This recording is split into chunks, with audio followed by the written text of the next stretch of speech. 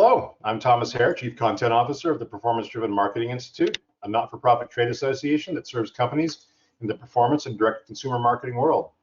Welcome to the first event in our Summer 2022 seminar series, today created by the PDMI's Workshop Council, titled Blockchain and NFTs, a 101 on two of marketing's hottest topics.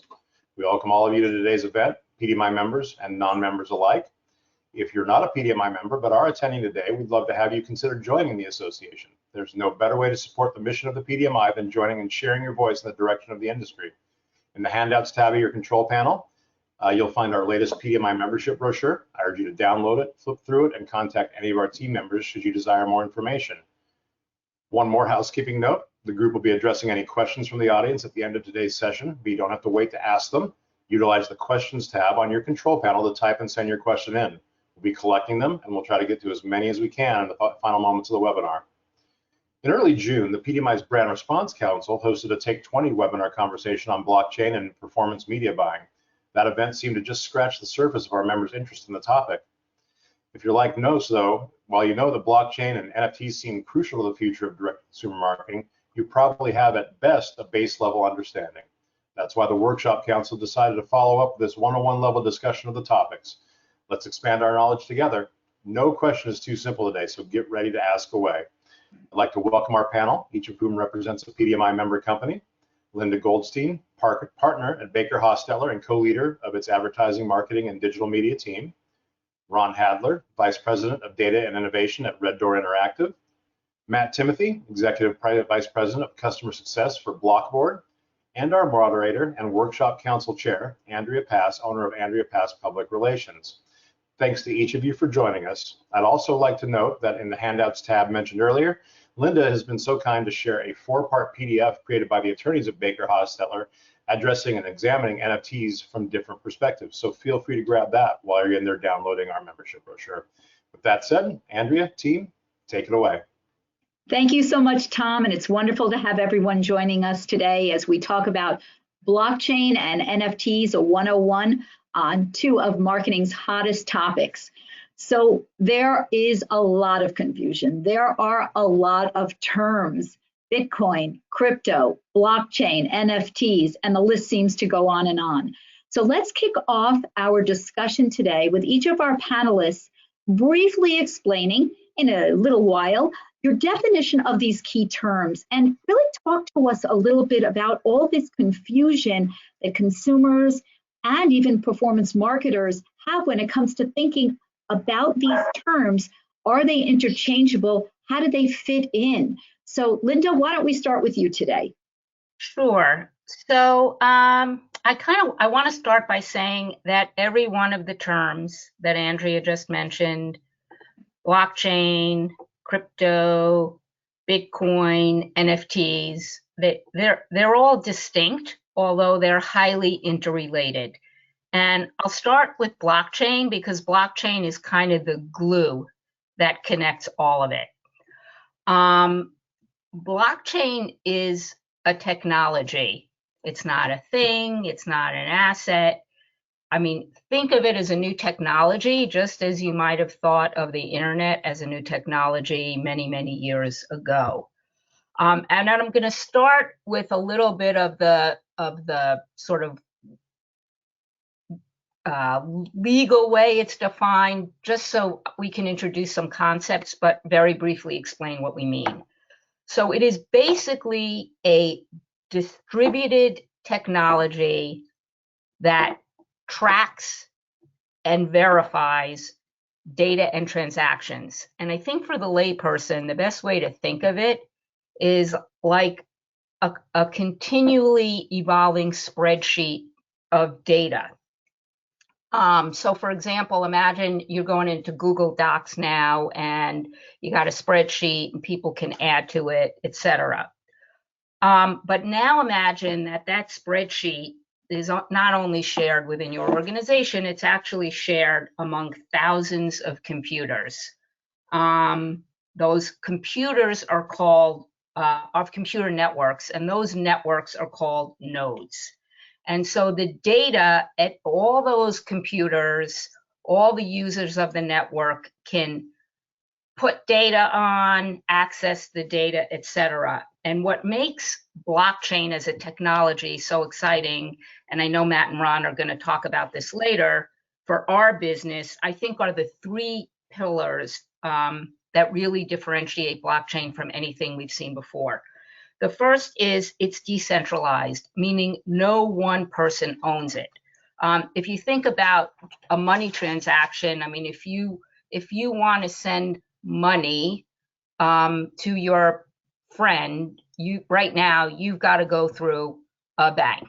So you've got to go through an intermediary. Or you want to access data off of Google, you've got to go through Google. Google owns and controls the data.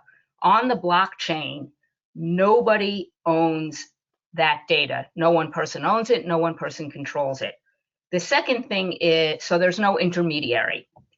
The second thing is it's fully transparent, meaning when any user in the network makes a transaction, all the users, everybody on the network can see it, but they're not personally identifiable. And the third thing is the data and the transactions, they're immutable. So once something is entered onto the blockchain, it's impossible for anyone to change it. And that's arguably what makes the transactions on the blockchain so verifiable, if you will. Thank you, Linda. That certainly gives us that overview of the blockchain. And let's sort of go for an explanation over to Ron a little bit about this confusion and a definition sort of all of this, so we can sort of get into a deeper conversation about the confusion here about the terminology for consumers and for those in the performance marketing arena. Yeah, and I mean, I think the simplest definition I could come up with blockchain is a distributed write-once database technology layer, which is, it almost matches what Linda Goldstein, but just in a much fewer words, right? And it often is compared to a ledger, right? And that's sort of like, anybody who has a budget starts with $100 in the budget, then they buy something, they spend something, they add something to the budget. It just keeps going on and on. That's the simplest I can get to as what blockchain is. It is the underlying technology for all of these words, right? It came into being with Bitcoin 2008. They invented Bitcoin. It's a group of persons, one person. There's still a little mystery surrounding that. And essentially, we extracted blockchain as the technology. We, ubiquified it and allowed it to start building things. And that's what's kind of going on. And so from that, you have lots more cryptocurrency in addition to Bitcoin. Bitcoin cryptocurrency, same thing. Bitcoin is the band-aid of cryptocurrency, right? And so your understanding of that is it is a brand. And then, we have lots of other cryptocurrencies out there, all built on blockchain. There are evolutions within the blockchain, different features, different functionality. And then we have this thing called NFTs, non-fungible tokens, also in there. And they are also built on the blockchain, and they are, kind of a different entity. They are essentially on the smart document technology that is based upon blockchain. And I'm going to stop there because we'll probably kind of get a little bit deeper into there, and I'll let somebody else take a chance. Thanks, Ron. That certainly helps to really narrow it down a bit. And Matt, if you can help us also narrow it down, your overview of the definitions of these terms: Bitcoin, crypto, blockchain, NFT. Simplify it for us from your words. I think what I could do is, instead of just kind of repeating what Ron and Linda said, because they did an excellent overview between the two of them, blockchain is the key here, right? Blockchain is the underlying technology. When it comes to performance marketers and when it comes to the marketing and advertising world, the way that we use it, the way we look at blockchain is it's a tool. And the biggest challenge that we have is decoupling it in the minds of customers from crypto, from NFTs, that as a standalone technology, it has a lot of uses, a lot of very, very good uses. And especially in the market that we all work in now, there's a lot of waste, a ton of waste, whether it's on purpose through fraud, whether it's through incompetence, through poor execution, there is a lot of waste. We have figured out a way to use blockchain to ensure that we minimize that waste. And we've said this before, it's a way to show your work. At the end of the day, in a programmatic world, a rapidly automated buying world, it's filled with programmatic black boxes, and you do not know what happens inside that black box. Blockchain makes it a plexiglass box. The client is able to go back and look at everything that happened out of the campaign. Ron mentioned earlier smart documents.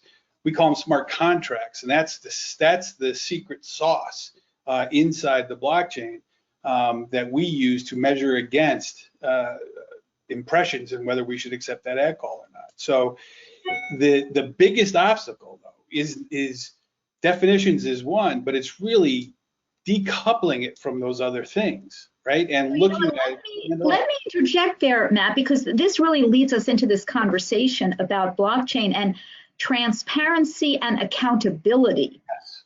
So, Matt, you started mentioning some of this, but that transparency of media buying and selling in the blockchain, can you expand on that?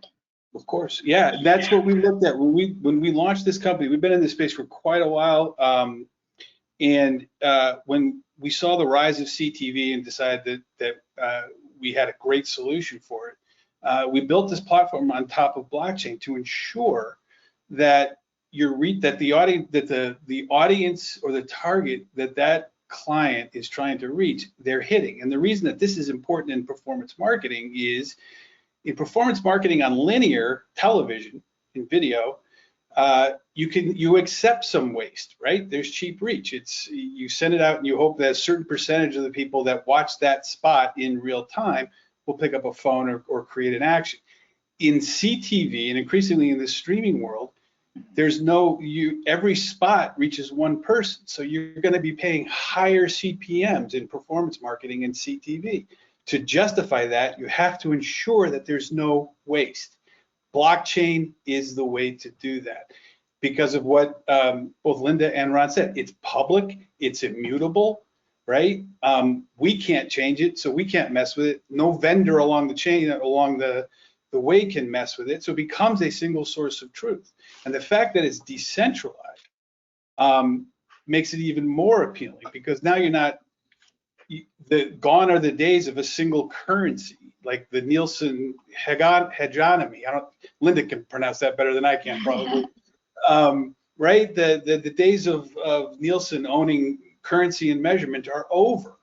And then what's going to replace it has to be on something that creates trust and transparency, like blockchain. So we think that's what's key here, is that trust and that accountability. And this isn't exact. Here is your exact statistic. It's not a false statistic.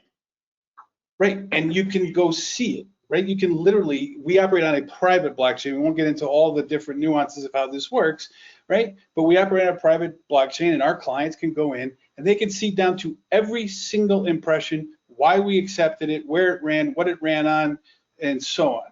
And that level of trust is what is missing in the marketplace currently. And we think blockchain, we said it on the last, the Take 20, which was great. And I think it was Ron who said it, and I stole it, and I've stolen it a couple of times. That is, blockchain or something like it is inevitable in our business, especially in performance marketing. Inevitable. When every dollar matters, and increasingly, certainly as we approach a recession, every ad dollar is going to matter. This waste that exists today is going to become unacceptable, and a system built on something like blockchain is going to be what supports the underpinning of the market. Yeah, and I would just say, if I can just give a plug to Matt, that many brands, large brands, were early adopters of blockchain technology. They saw the really sort of the transformational benefit that blockchain technology could have in combating ad fraud, and they sought to do it in ways themselves. But for most of the performance-driven marketers that are our members, having an organization like Matt's that basically has developed the technology and made it available, if you're not a P&G or a Unilever, is a transformational tool, I think, for this industry, but it's not sort of we're not in virgin territory here. It's been tried and tested. Yeah. Well, since no one owns the blockchain, Ron, could you explain a bit then, who's it accountable to since no one owns it? Yeah, great question, because I think that's really and really it's anybody who's got an ownership part of it, in the sense that I either have a coin or I have a transaction on the blockchain, then I kind of have an ownership into it. I can see into it. So it's a transparency. So it's sort of like honesty by community, right? You can't hide from what's going on in a small village, right? So because everybody knows everybody's business, and that's sort of where the transparency comes in. So the ownership is done by what's everything going on.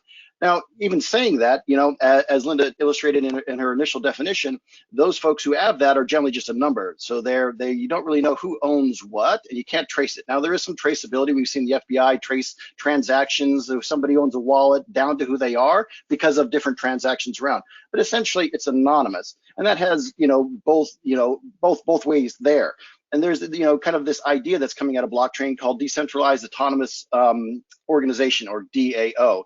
And these are the folks that are kind of running a lot of things. And here again, it's sort of anonymous. And so if I could take a moment and just kind of talk about democracy, in the sense that we live in a representative democracy, and the sense that we have folks that we vote that into power that then make decisions for us. And most companies run the same way. We work for a company, there's a layer of leadership and things like that, but the top person is always one that's responsible. So if something goes wrong on the blockchain, there's transactions that go bad, or there is somebody that makes a mistake in security and something happens which shouldn't, who is responsible? And I think that's the question that we don't have answered. I think that's where there is a little bit of wildness. Now, Matt's technology runs in a private blockchain. They have a lot of control of that. So they have somebody who ladders up, they own that. But, a lot of blockchains out there that are public blockchains, there is not a central authority. You actually don't know who really can influence that, because of the anonymity. When you talk about these DAOs that, own or run blockchains, you have no idea how many people there actually are. There might be 70,000 tokens that represent ownership or authority or voting power, but that could represent 6 people. You don't know, it's all anonymous. So that anonymity runs both ways when it comes to that. I think it is great, and I think the showing your work of blockchain and providing that accountability is exactly what's needed in the ad markets and things like that. But I think the question is why were people doing that before? Because they could get away with it? So, I mean, it is definitely, I understand the reason for it. I think blockchain is, a fantastic technology for bringing up out of the water, outside of the black box, shining a light on it.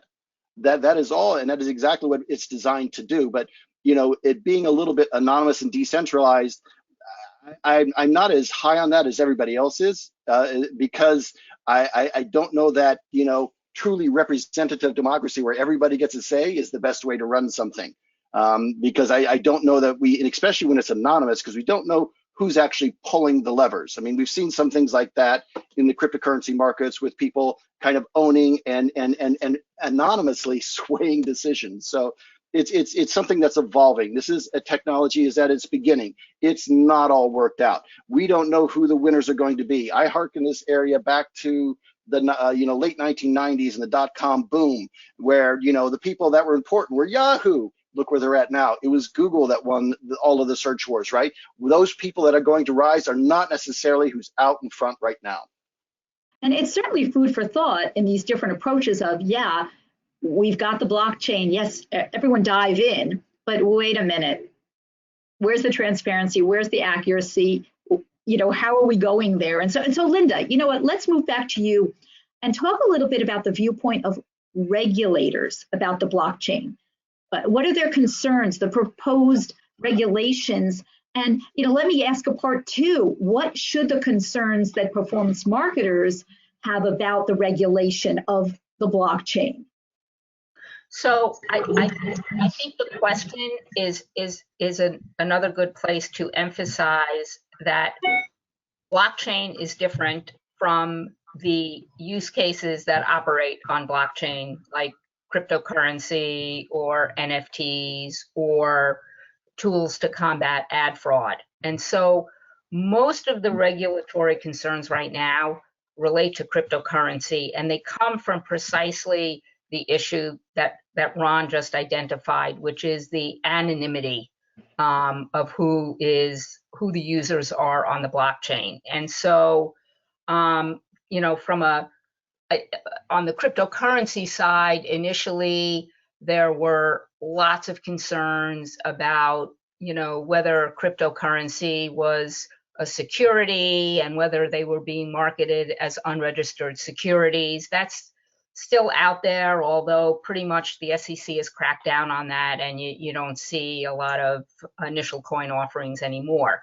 But where the concern really is today, you know, has to do with that anonymity, because people are transacting in ways that the government can't see. And so there's a lot of concern about whether cryptocurrency is being transferred in ways that might violate anti-money laundering laws, or whether cryptocurrency or other types of currency are being used or transferred for nefarious purposes, like to support terrorism, etc. But I mean, there are solutions that are, you know, that are and regulations that are being developed. So, you know, for example, if you're a company and you're either going to transact in cryptocurrency or you're going to accept cryptocurrency as a method of payment, you really have to go through a what's called a you know, money business service, because they have the protocols in place. While the users are still going to be anonymous on the blockchain, they have the protocols in place through know your client protocols and some anti-money laundering protocols to kind of vet who the users are. So that's, you know, honestly the major concern of the, you know, of the regulators. The other is something that, you know, some of the listeners might be, or viewers might be more familiar with, have come up in the NFT context. It's something called, you know, pump and dump schemes, where you have people that are really artificially inflating the value of NFTs through the use of influencers. We had some issues with Kim Kardashian and Mayweather. And then they kind of, once the value goes all the way up, they dump it and they get out. So that's, you know, a concern of the regulators as well. You know, when I look at it, I think much of this is just old scams, like on a new platform. A lot of this are sort of the traditional, you know, financial crimes that you've seen take place in other medium. And it's a terrible thing to say, but usually anytime there's a new technology, the scammers are right there trying to figure out how they can take advantage of it before the public really begins to understand it. So I would just say, I mean, if you're a company, and again, most of these issues aren't going to necessarily apply to every use case. They really are more limited to the crypto NFT situations. But if you're going to get involved in those aspects of the blockchain, it's important to know your vendors, do your due diligence, make sure you're aware of the regulatory schemes, both in terms of the SEC and FinCEN, and make sure ultimately that you're working with a properly registered money services business.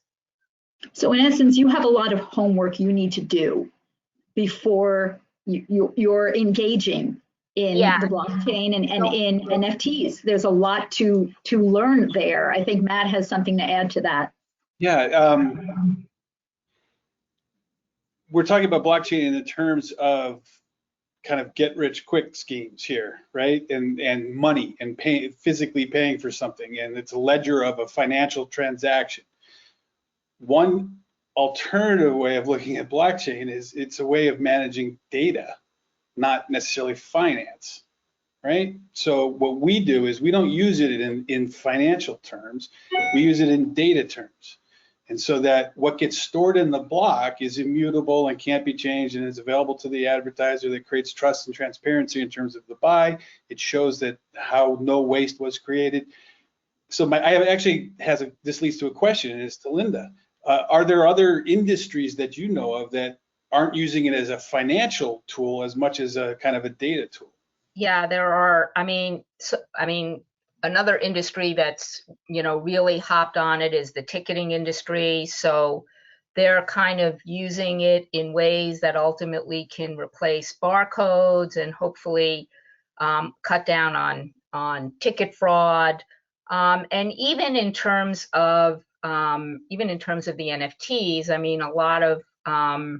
a lot of marketers are just using it as ways to build customer engagement and brand loyalty. NFTs now can be used, not just as a link to some digital media asset, but they can be used as ways of providing exclusive merchandise or early access, to certain events, or just communities, a limited community, around certain aspects of, certain promotions or whatever that brands may be doing.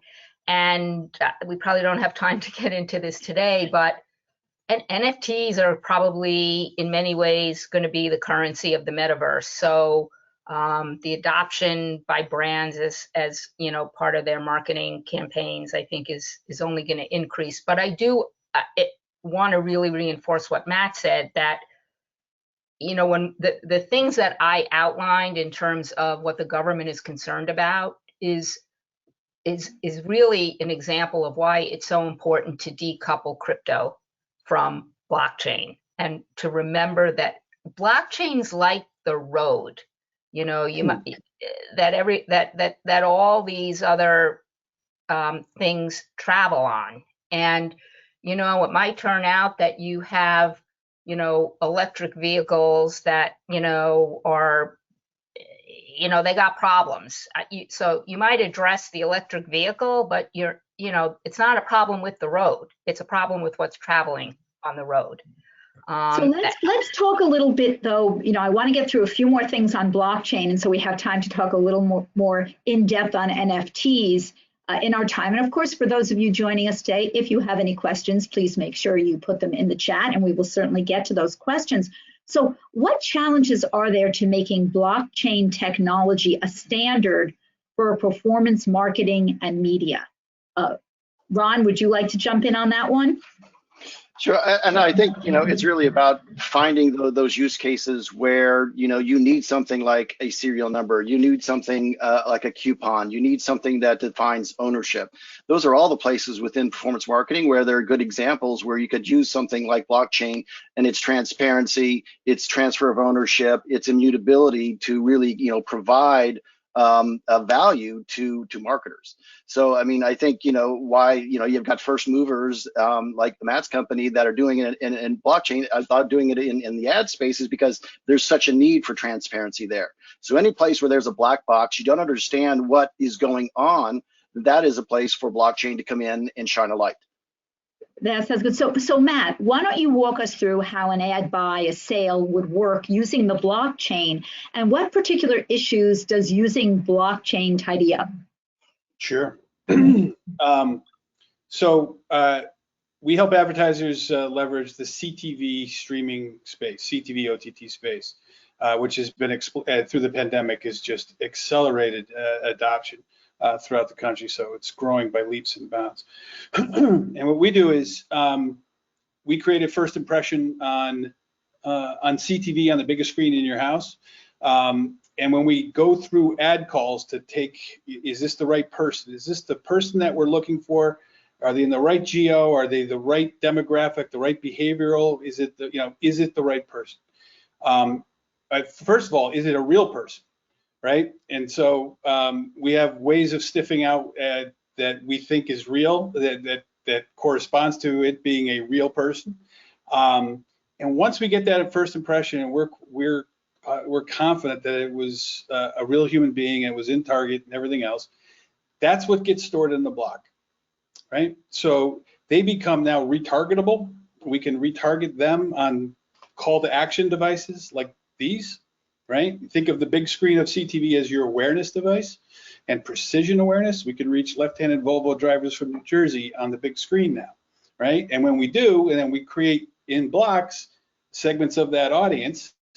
Hold on, my phone's ringing. Sorry, this always happens right in the middle of a thing. Someone calls me. So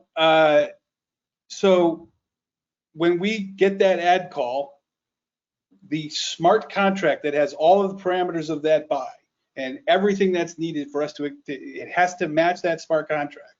If it doesn't, we don't accept it, right? So by not accepting it, we think that there's something wrong with that impression. There's something possibly fraudulent about it, or it's not within target.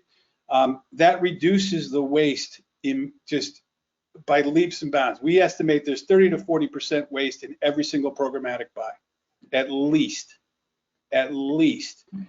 We've reduced it down to we've got 99% confidence, 99.959 degree level of confidence that every impression that we take is the real human being. It's truly targeted, right? And so that confidence is borne out in the fact that all of those blocks, that blockchain itself that stores all that information is now publicly available to that client, right? It's not available to their competitors, not available to you, Ron, or you, Linda, but it's available to the client. They can go and see exactly what we did, how we did it, why we did it, why we made the decisions that we did. There's a level of transparency that does not exist today, right? Right now, the way to make a profit in this industry, certainly in the programmatic industry, is to run it through a black box, and you can make a very good margin out of it because you're only held to media metrics, proxy metrics, things that can be faked. What can't be faked, robots don't buy coffee. Robots don't buy cars, right? So by pre-validating and pre-vetting and then storing all of that decision-making inside the blockchain, we are ensuring that this is in front of your target, and then we're reinsuring through retargeting and using frequency across devices, again, all based on the confidence the blockchain gives us in order to retarget these folks with a call to action ads, and that drives results. And the one thing in this industry you can't fake is when somebody buys something, right? Mm-hmm. Performance. And so what we think, and the reason why we're among the most recent members of the PDMI, is we think performance marketing is the direction of the future, right? The only true currency is going to be performance. Everything else will be secondary proxy media, proxy measurements, right? So a rating point, impressions, whatever it all is, those are all media proxies. What's going to matter is, did you hit a customer? Did that customer create a behavior on your behalf? And that we think blockchain is essential in making happen. And when we're talking about that customer, then, what are some of the verticals? So if each of you could name one or two verticals that are benefiting from the use of blockchain regarding media buying and selling, let's talk about those verticals so that some of our listeners and viewers could really get a better grasp on that. Ron, do you want to jump in on that first? I can. I don't have an interesting answer for you. I don't think that it is related to a vertical being able to buy ads through the blockchain. I think it's, for anybody out there can use that appropriately. So I don't, and we don't right now, just for transparency, we don't have anybody using blockchain-based ad mechanisms right now. So we don't have that, background across our particular line of clients. But I don't see that there's anything stopping somebody from using that at all. I don't think it has to be vertical based. Exactly. But just for the sake of a conversation, Matt, do you have a few words here that I can tell you where we've seen great success. So healthcare and medical devices, particularly, we've done extraordinary work there. We've done it in CPG, selling coffee. That's why I brought coffee before, and other kind of retail products. Auto, it's really helpful in auto. To Ron's point, it works across every single vertical. Obviously the KPIs are different in each, but it's the access to the transparency and the confidence that they have at the end of the day is what they are really buying. Because right now, if you scratch the surface of any kind of seasoned ad buyer and you ask them after a couple of drinks, how confident are you that all of your ads are being seen digitally? They might tell you that not all of them are being seen. With us, that confidence would be 100%. Let's move on a little bit to talk about NFTs. I want to make sure that we get some of this in so that we're covering this whole, blockchain and NFTs, a 101 on two of marketing's hottest topics here with the PDMI. So how is the value of an NFT truly created and how is it measured? Ron, do you want to take that one?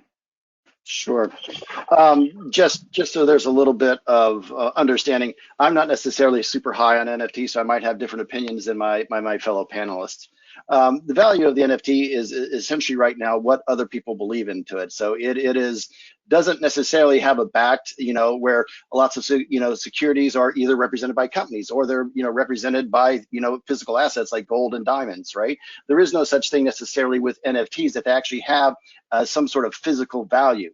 Now, mind you, you might have something that is a ticket to the Super Bowl that's an NFT, and you have a Super Bowl ticket that might have physical value, but the NFT itself doesn't necessarily have that value. It's what people are willing to place in that. And so that's also why you've seen, some of these things that come way up and then kind of get sold off. It's kind of that pump and dump scheme Linda kind of talked about. It is, and I'm so glad that we kind of like separated this thing. Anything to do that was with financial or an asset when it comes to blockchain is a different animal than the way that companies such as Matt's are using blockchain, right? They're using the technology. They're not creating an asset or they're not creating finance. It's not coin based. It's not value based. They're using it for transparency and other assets of what that. An NFT is, as we said before, is a smart contract. And what makes it different in this particular version of a smart contract is that it points to a file. And that file is what, is the image most likely, or a PDF or whatever, somebody wants to stick with that. And that NFT, in a lot of cases, is a graphic. And what is popular right now is graphics that essentially end up being somebody's profile pic in their account online. And people have paid up to $1 million for a single NFT. And why is it worth $1 million? Because it's unique. You've got to understand that this is an artificial uniqueness. It is not that it is a digital image. It doesn't mean that somebody can't print 10 million of those and it costs or create 10 million copies of that, and it costs absolutely zero to do that. All they can do is say that I own that. I have a certificate of authenticity is kind of what an NFT is. Now, Linda made mention that the metaverse is a good place for that. I do understand that analogy and do see where, like Nike sells, pairs of shoes that are unique, that you can wear around in the metaverse for $185. That's what you pay for a real pair of sneakers that you can wear, out in the real world. So I don't know how sustainable that is, but that is something that's going on right now for uniqueness. And what I understand is that, the metaverse, and that's something we really didn't define in what was going on, but it's very gaming oriented. And we've seen throughout the gaming world that people are willing to pay real coin, real money, real currency for special items within the gaming world. And so that's where you've got this sort of financial component of NFTs, and people are willing to pay money for a special set of speakers, a cool gun, camouflage, whatever that happens to be, a hideout. All of those things can have real value. And that's where NFTs, I think, have some value. Not everybody's a gamer, and it doesn't, apply to every brand out there. Right. Linda, what's the regulatory landscape around NFTs today, and where is that headed? So again, it really has to do with the financial aspect of an NFT. So as with crypto, the concern now is that they may be unscrupulous issuers of NFTs may be artificially inflating the value of the NFTs through, all kinds of marketing scams, and just taking advantage of consumers who will pay lots of money for them. I mean, there has already, to be candid, I mean, to Ron's point, I won't say the bubble has burst on NFTs the way the bubble has burst on in the crypto scenario, but in terms of the purchase of NFTs as an investment, that's really cooling. What's not cooling is the use of NFTs by brands as a way of engaging with their customers, creating brand loyalty and brand experiences. And I think we're going to continue to see that increase. I wanted to just mention one other thing. If we go back to the verticals, because on blockchain, I wholeheartedly agree. I mean, it's not when you think about blockchain, you don't think about verticals in terms of industry verticals that could use blockchain. You think about the use cases, and crypto is a use case, NFTs is a use case, what Matt's doing is a use case. But there are lots of other use cases going on. I mean, another thing that might be relevant to folks that are watching, I mean, blockchain is being used very heavily to deal with inefficiencies and problems in the supply chain world. And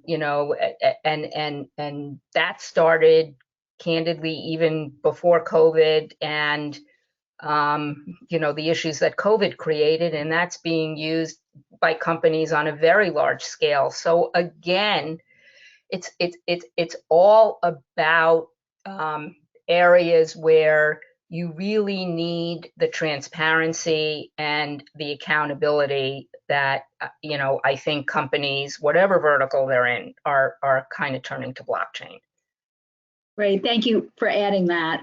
In the NFT category, though, we're flipping back and forth over here today, but how are performance marketers using NFTs in this burgeoning space? What verticals are having the most success? So we're bringing up verticals, but how are the performance marketers using NFTs?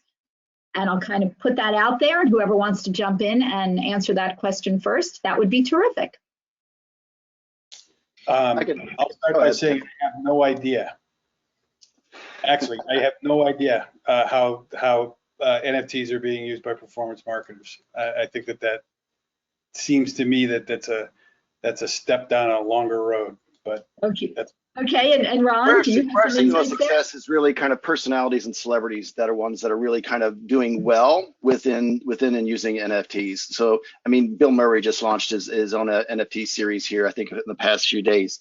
And it's really just, that is where I'm seeing like that. Ariana Grande sold, she did a concert, within the metaverse, and she sold her like avatar as a skin that somebody could walk around. So somebody could buy that NFT and then walk around the metaverse using an Ariana Grande skin.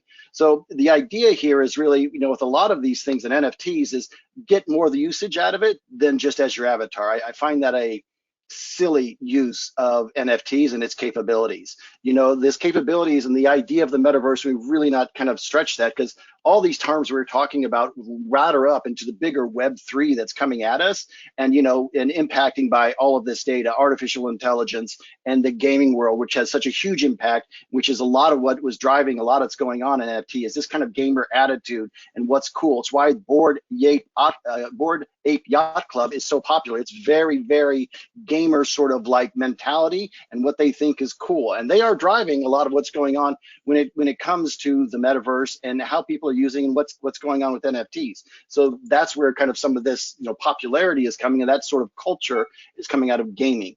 And so what you see is that people wanting to buy NFTs that represent real world with things in games, which is kind of what metaverse is. It's gamification. And that's how even like brands are starting to think about NFTs when it comes to dealing out these NFTs, because maybe they're badges for loyalty. So you've got a unique badge that is related just to you and your contributions within the community. All of those things are possibilities for how people can use NFTs. And, you know, I just don't like the way that they're used as this kind of asset. And they're just, you know, Linda mentioned, I thought of just all of the financial crimes that were coming out of like the early 1900s when all of this was new and the stock market was fairly new, and you had so many people just getting ripped off.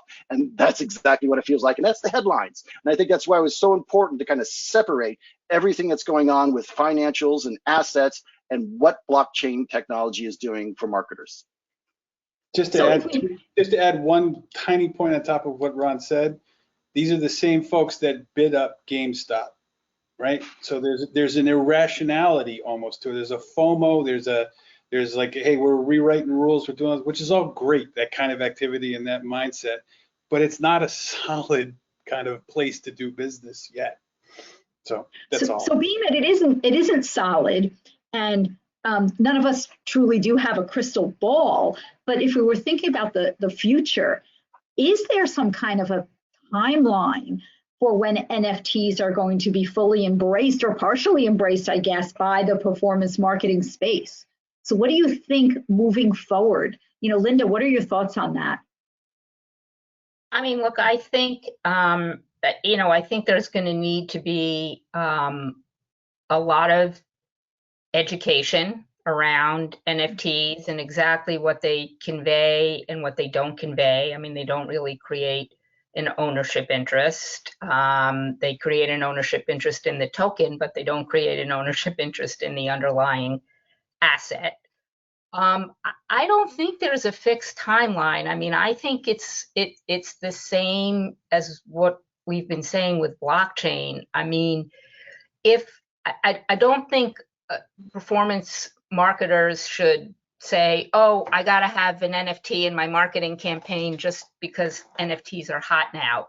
I think if there are lots of brands that are doing it today, not just, you know, in the gaming space, but, you know, Coke released NFTs of its iconic bottle, because if you thought about NFTs on day one, you would think, oh, of course Coke should release an NFT of its iconic bottle, because that's just the kind of, you know, digital image that would lend itself to an NFT. So I think it's a question. I think what we're doing here, it's important to educate the members about what the possibilities are for integrating NFTs into their campaigns. And if it's a logical fit, you know, sure, do it. But I wouldn't just do it because it's the hot thing right now.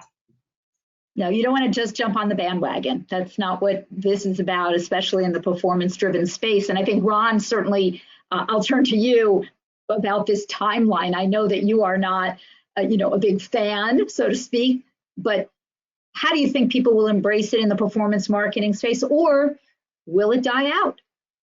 You know, it's getting figured out, right? Because, you know, where they're using it, people are making stabs, they're dipping toes. Some people are going all in and trying to figure out where does it fit. I think that's happening right now, and I think we will know fairly shortly if this version of NFTs, because it is not the final version, there will be more versions of NFT-like, you know, technologies, is going to be what it ends up becoming. You know, here again, I hearken back to the early 90s. What we knew as technology, how things evolved from the internet, isn't what became what is today. Social didn't exist, and that became one of the hottest technologies, starting with Facebook in like 2007. That's kind of what we're waiting for, is those folks that are kind of, we have to go through multiple iterations of this. We have to fail, and they're failing fast, and they're failing often, but that is kind of how new technology comes on. And so it's painful, as many people have experienced. And I think, you know, one of the things is this is not ready for public technology. It's still very difficult to get your wallet set up, be trustful in what happens, the scams and the links that come at you when you have something ripped off, and it's very, very hard to get something like that back, because once it's gone, it's in somebody else's wallet. So the point is that we are kind of evolving very quickly, and I don't think we're going to wait too long until we start getting some things that are really solid. I think, like I said, I think the NFT craze we've gone through is a little bit frivolous, but there's solid uses for it. It is still based on solid technology and the smart contracts. That is still viable, and I think we have to go through some iterations of that where we find maybe what we would call a final NFT that is, used ubiquitously, that it's easy for me as a consumer, log onto my computer, my phone, get an NFT, trade an NFT, use an NFT. All of those things I think are still coming to us, and we're still figuring that technology out because it is still in its infancy, but it's not that far away. This is not 10 years away. It's much, much closer. Right, and Matt, let's just turn to Matt for a second and you look at your crystal ball, and where do you think NFTs are going as far as performance marketing? When it comes to performance marketing, I think the biggest challenge that performance marketers have is the shift from mass media to personalized media, right? And I think blockchain first plays a role there to help that. And then things like NFTs, as they emerge and mature, then we can see how they apply. I don't see an early stage use case here that's going to help performance marketers drive more phone calls or drive more web visits, drive more sales. I'm not discounting its capability and the creativity that the industry will figure out how to use something like this, but it's not fully defined yet. To Ron's point, right? There's still a lot of use case, a lot of ways to apply it when you take it out of the financial realm and more into the data realm or the trust and transparency realm. So we'll see. My crystal ball says I agree with Ron. I think there's a point where the industry will have a conversation about NFTs. I don't think it's today. I think that's more along the blockchain lines, but it's within the next couple of years as things start to accelerate and the shifts of budgets start to move more towards streaming. Great. And Linda, I think you had one more comment, and then I know that we've had some questions. So after Linda's comment, Tom Hare will join us with some of those questions from our viewers. Yeah, this is just to add a legal dose of reality onto this, that I think one of the challenges for performance based marketers, they're going to have to know their demographic and their target audience, because in order to buy or sell NFTs, you have to have a digital wallet, and the digital wallet is anonymous. And there are a lot of people that are just going to be uncomfortable with that, because it's just a different way of transacting with an asset. And so I think that's going to be a big part of it. I mean, for products that are geared to certain demographics, it doesn't make sense because it's complicated to set up the wallet. It's the whole concept of it's going to be foreign to many customers. So I think that's going to be a big part of it as well. Great, thank you so much. Tom, I know you said that there are some questions from our audience. Did you want to share some of those questions? And we will have our panelists answer that on blockchain and NFTs. Perfect. Yes. Thanks, everyone. And this is a chance to, again, let everyone know that Linda and BakerHostetler have created some PDFs surrounding NFTs, and go grab those before we shut down today. You can grab them out of the handouts tab. This question, obviously, we're always going to have a lot of TV media folks in the house. What changes are afoot, particularly when looking at linear, CTV, OTT, due to the advancements in blockchain technology? Maybe each of you can give what you think the biggest one might be. Is that to all of us, or? Yeah. Well, Matt, why don't you start it, Matt? Natural for you to take it first. All right, got it. I think the biggest change is there will not be a single currency in media anymore. When I sold television on the linear side, I never understood why Lexus and Tide had the same media KPIs, but vastly different business KPIs. They were measured in the same way, gross rating points, right? All estimated. And that was the single behemoth currency that billions and billions of dollars were transacted on. I think there's going to be an explosion of different currencies based on that vertical, on that client. And that to me is the biggest change. And that's where things like blockchain are going to be essential in order to keep track and hold people like us who are operating your campaigns, hold us accountable for what we do and how we do it. Linda, do you want to take that question? That's not in my lane. Okay, well, Ron, we'll go over to you on that. Yeah, I'll make a stab at that. So I think what's interesting in this technology is kind of, come to the data privacy. And I think this might be one of those, horizon events that kind of happens for more investment in blockchain in that technology. And the sense that, coming up in 2023, we have a lot of things going on with data privacy. We're going to limit the effectiveness of ads and targeting. And so understanding how well we can target, how confident we have in our targeting through blockchain, I think is going to have a profound effect. And I think that's the event that I think you'll start seeing more people jumping on that bandwagon because they have, because we're going to lose a lot of that in the current technology, being able to really target people and get results based upon those ad placements and things like that. So I think that's where you'll see a lot of changes coming at us fairly quickly, because I think there's events that are going to move us in that direction, whether we want it to or not. And Tom, Great. were there other questions? Yeah, I've got a couple more. One's a little heavy and one's kind of fun. So based on the conversation, it seems we're still a bit in the Wild West phase here. I feel like a lot of our viewers have been through a few Wild West phases in the performance marketing world. When would you estimate that the business around each technology might begin to normalize and moderate, sort of, and then I don't know if this is a Blockboard person answering the question, but they know in a way that Blockboard seems to be trying to do with blockchain. When do you think there's going to be a normalization and we're going to get out of this Wild West kind of phase of all of this stuff? I think we're in the beginning stages of it now, and like we said at the beginning of this and in past things, something like this is inevitable. It has to be for this to be a healthy ecosystem. So I think it's going to happen fairly rapidly, at least around the kind of the blockchain side, and this openness, this transparency, and trust. I think people are going to start flocking to it, especially as recession starts to dawn on us, and dollars have to. Every dollar means more in a recession than it does when it's not. Every ad dollar. It has to work. There can be no waste, and I think we're getting to that point. It's going to be a force function, Tom, to a degree, where people are going to start to demand more performance from their advertising as opposed to the proxy media measurements that they're getting today. So I think it's within the next 5 years, it's normalized, easy.